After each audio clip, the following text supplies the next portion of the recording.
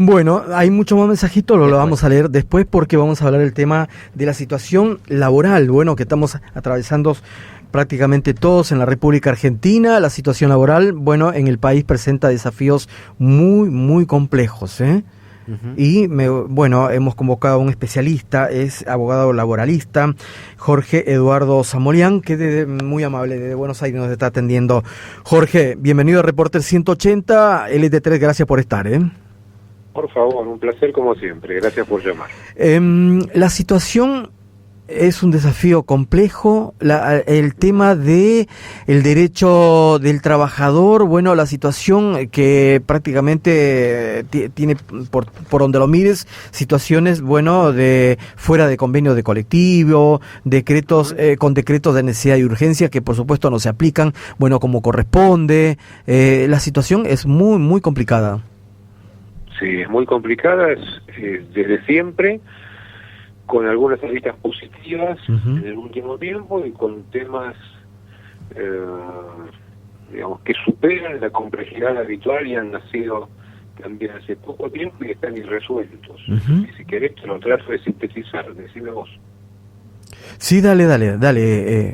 Mira, yo trato de, y no por capricho o por querer ver bueno lo que no es bueno, por sanidad mental, te diría, trato siempre de arrancar viendo la parte medio llena del vaso y después abordar lo que más me preocupa, porque prefiero hablar de lo que me preocupa, porque lo que me preocupa es el trabajo que tenemos pendiente, lo que estamos viviendo en esta materia y esta realidad. Y me refiero a los que tienen la obligación de manejarla, y esto es el Congreso Nacional. Pero antes de hablarte de eso, que es lo que nos falta, y es gravísimo, y no exagero un ápice, me gustaría hacer un muy breve paneo sobre lo que tenemos. Dale. Yo seguramente te lo he dicho cuando tuve el placer de visitarte y de conocerlos en oportunidad del Congreso de octubre-noviembre pasado del Movimiento Nacional PYME, y sin duda alguna entrevista posterior, porque lo repito, y no porque no tener otras ideas, sino porque necesito que por repetida entre en el conocimiento del oyente e insisto, del empresario, del sindicalista, del colega y del trabajador, y puntualmente del que tiene que legislar en la materia. Esto es, hemos dado pasos importantes, ¿sí? ¿En búsqueda de qué? En búsqueda de la seguridad jurídica en materia laboral, y este concepto es clave. La seguridad jurídica en materia laboral es previsibilidad de costos en cada conflicto. Mientras vos no tengas seguridad jurídica, pensar en un crecimiento del mercado laboral, en superar esta vergüenza de un número de empleados en blanco que ronda los 6 millones de trabajadores desde el año 2010, fíjate de qué te estoy hablando. Contemplar el crecimiento vegetativo de la sociedad argentina y pensar que los 6 millones de trabajadores, mucho más que eso, no tenemos en blanco. Si esto no marca que hicimos todas las cosas mal, todos, incluyendo los abogados de empresas y los asesores de empresas, de cámaras empresarias, estoy hablándoles en otro idioma. Entonces, para cambiar eso, yo no te voy a dar nunca una solución de la macro, porque no lo conozco, no la manejo, no es mi materia, ni de la micro, no la conozco, no es mi materia. No soy economista, no soy sociólogo, no soy politólogo. Soy nada más que un abogado que conoce algo, algo, te diría, del derecho laboral y que vive de esto hace más de 30 años. Entonces, ¿cuál es mi hoy trabajando para redondearte de la pandemia para acá? Difundir ideas y hacérselas llegar a los que tienen la responsabilidad de resolver sus problemas, vía proyectos de ley, por ejemplo, vía notas, vía mi libro, que generen las condiciones para, como dicen los economistas cuando hablan de impuestos, que es otra reforma pendiente, clave, y todo el mundo sabe que es así, es sacarle la pata del Estado a la empresa, dicen los economistas, con los impuestos para que puedan producir y generar riqueza. Perfecto. En laboral, el equivalente es sacarle la pata del Estado a través de una legislación opresora, piantovotos del trabajo, sacarle esa pata de la legislación que impide contratar gente al empleador de encima, para que no tenga excusas, porque yo nunca voy a defender al mal empleador, al que pudiendo contrata al negro, al que no cumple sus obligaciones y no paga o no indemniza un despido mal hecho. Estoy buscando equidad en la relación. Entonces, Si yo no remuevo esos obstáculos, desde el punto de vista laboral, no cumplo mi deber, el que me he impuesto, de colaborar en la generación de empleo desde el ámbito laboral, que es el único que podemos manejar los laboralistas. Eso se traduce en lo que ya se consiguió, paso medio lleno: mantener el sistema indemnizatorio del año 74. El despido mal hecho se indemniza, genera daño, por ley se presume y no se puede discutir que mal hecho genera daño, y ese daño se indemniza. Un concepto civil, un daño hay que repararlo, del bolsillo del empleador a favor del trabajador, con sumas previsibles y en consecuencia obligadamente pagables. Un sueldo, el mejor sueldo del año por cada año de antigüedad, es el costo de un despido mal hecho. Eso se mantiene a partir de la ley de bases que empezó a regir hace pocos días, cumplió su primer añito de vida, el 9 de junio del año pasado. Eso es ley. Eso es ley y está consagrado. No se derogó el sistema como algunos decían que se pretendía. Por lo menos yo no lo hice nunca y no conozco por argumentos serios para que se hablara de eso. No se derogó, se mantiene a rajatabla. ¿Qué se consiguió también para generar este objetivo de sacarle la excusa al empleador para no contratar o para contratar en negro? Sí se removieron, se sacaron de la mesa las indemnizaciones agravadas o llamadas multas que generaban, operando sobre ese sistema básico de indemnizaciones que tiene ya 50 años, que generaban la imposibilidad de emplear o de prever el costo de un despido. Esas tres leyes más graves del año 91 y del año 2000 ya no rigen más para adelante, sin duda, del 9 de julio. Eso ya está conseguido. Entonces, hoy yo le puedo decir a un cliente, pyme sobre todo, que no tiene espaldas para aguantar un juicio laboral, de un trabajador que trabajó 5 años, deben prever que deben pagarle 5 sueldos más 1 de preaviso. Y si trabajó 20 más 2 de preaviso. Antes eso era imposible. Ahí tenemos la seguridad jurídica. Vamos al vaso medio vacío. Hoy no tenemos, y esto es duro porque no fue abordado por la ley de bases, y el DNU lo abordó, en mi concepto, de manera errónea o insuficiente, ya no discutir, como seguramente te he contado, qué rubros van en una indemnización. Porque para atrás van los que teníamos hasta el 9 de julio del año pasado, para adelante van los que te vengo diciendo. Ya no los rubros. La discusión que tenemos abierta e irresuelta es esos rubros que dan un monto, ese capital de condena en un juicio que la empresa pierde y debe pagar y el trabajador cobrar. ¿Cuánto vale ese monto al momento del pago efectivo? Y ahí te encontrás con la tormenta perfecta. Tenés juicios que han dilatado su vida durante años y años. Yo te puedo hablar del nivel de Justicia Nacional y de la provincia de Buenos Aires. Me ilustré con colegas estimadísimos cuando estuve ahí con ustedes, pero no quiero hablar de Santa Fe y de Rosario en detalle, pero no es muy distinto, aunque son menos los tiempos en general. Pero aquí, te doy fe, vivo de esto, trabajo de esto. Tenemos juicios con sentencias después de 12 años, 10 años, 8 años, 4 años como rápido. Ahora yo te pregunto, cuando pasó todo ese tiempo, mirando del 2024 hacia atrás, los juicios que hoy están saliendo y estamos en tren de ver cómo se pagan, cómo la empresa paga y sigue viva, cómo el trabajador cobra y no causa que los demás compañeros se queden en la calle.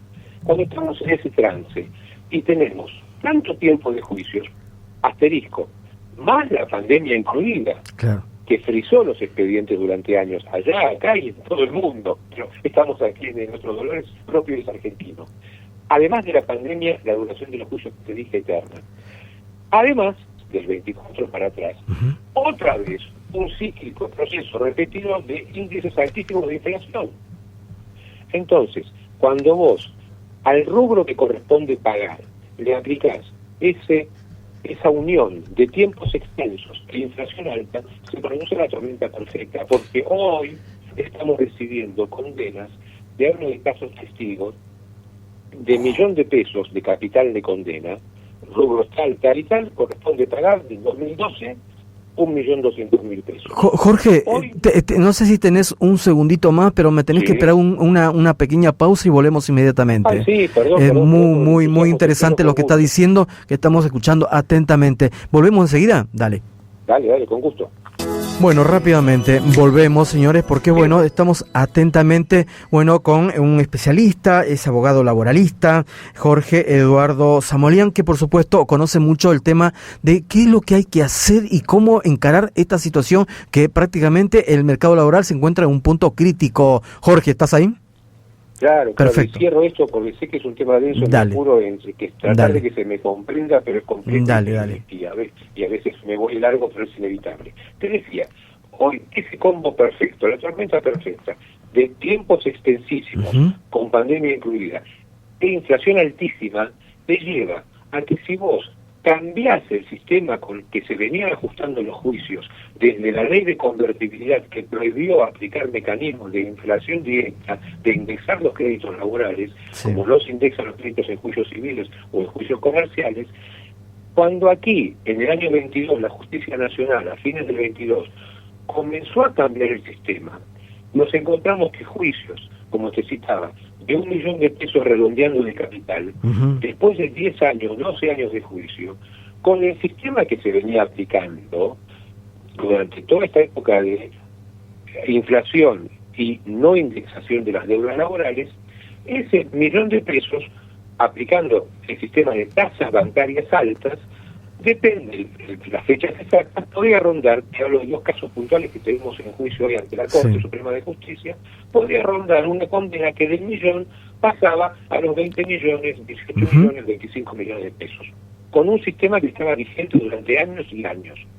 Cuando los jueces, con el fin loable de defender al trabajador afectado por el proceso inflacionario, que también afectó a la empresa, pero de eso no se habla, y le dificulta pagar, pero de eso no se habla, la realidad es que, y no exagero un ápice, esos montos hoy, en juicio, en condena y en intento de cobro, están superando los 200 millones de pesos, 280, 260, 185, un caso puntual que tengo en la oficina. Yo te pregunto, ¿es razonable exigir eso hoy, cuando las empresas, y ni te digo una pyme, está sobreviviendo agarrada de los dientes? ¿Es posible pensar, yo juez, puedo hacer una sentencia y aplicar un sistema, sea el CER, sea el RIPTE, sea la inflación directa, más un interés accesorio, sabiendo que conduce a ese resultado?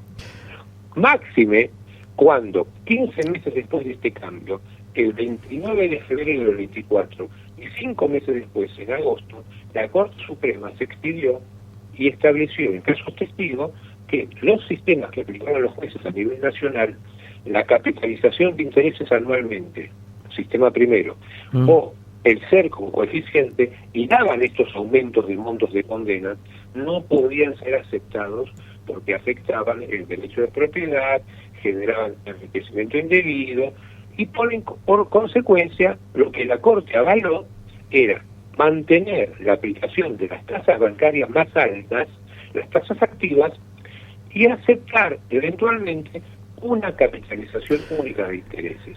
Eso estamos definiendo hoy. Y para volver a tirarles una idea positiva en este drama que vivimos todos los días, porque todos los días tenemos consultas del mismo tenor, es que hay hoy un proyecto de ley en cuya redacción hemos aportado a través de la diputada Racini, que presentó un proyecto previo en junio, que incorporaba la convalidación de este sistema avalado por la CRE, tasas y capitalizadas una vez como sistema madre. Bueno, hoy, en noviembre pasado, primero, y en mayo de este año, recién, el Congreso Nacional, en las comisiones de legislación del trabajo y de finanzas de diputados de la Nación, aprobó un proyecto que tiene una forma interesante. No es literalmente nuestro, en cuya redacción tuvo un rol preponderante, pero sí lo comprende. El proyecto hoy, esperando llegue algún día un tratamiento en el plenario, y el rezo por su aprobación, el proyecto hoy comprende una fórmula mixta. Comprende, para los juicios nuevos, la aplicación directa de la inflación, como excepción a la ley de convertibilidad. O sea, el IPC más el 3% anual. ¿Es doloroso? No. Es doloroso si lo aplicas para atrás, por la inflación y el tiempo. Si lo aplicas para adelante, y esto es un dato objetivo, esto no es hablar de política, cuando la inflación ha bajado, que vos vuelvas al sistema original de inflación hacia adelante, yo lo avalo también. El problema es cuando la tirás hacia atrás.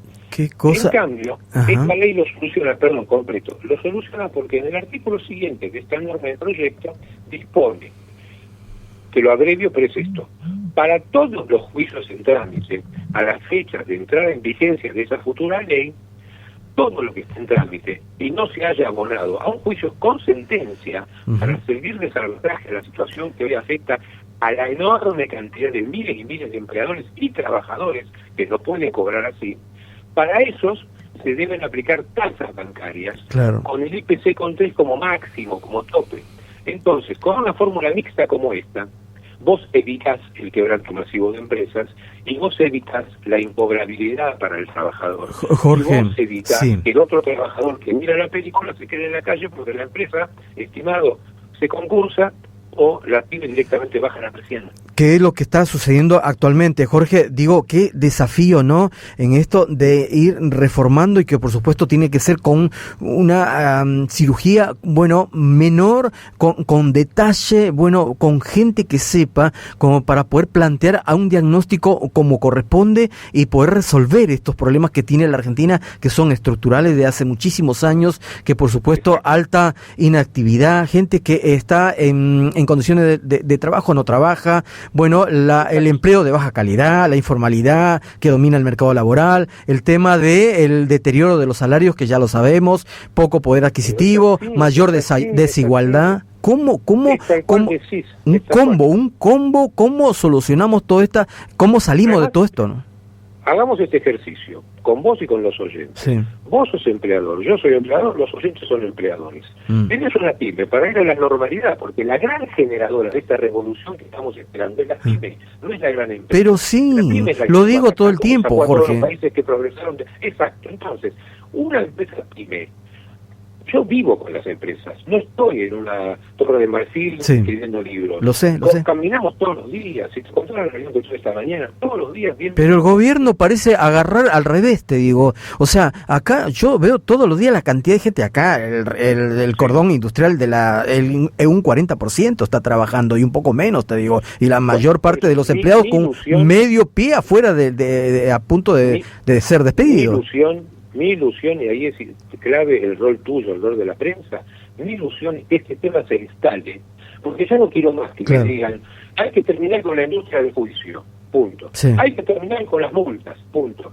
Señores, lean que no lo hace doler la vista. ¿Qué es la industria del juicio? Definime. ¿Dónde está la industria del juicio? ¿Qué vas a terminar? Bueno, voy a terminar con las multas. Ya se derogaron. No me hables de lo que ya existe. Si ya se derogaron las famosas multas, que son estas normas que te contaba.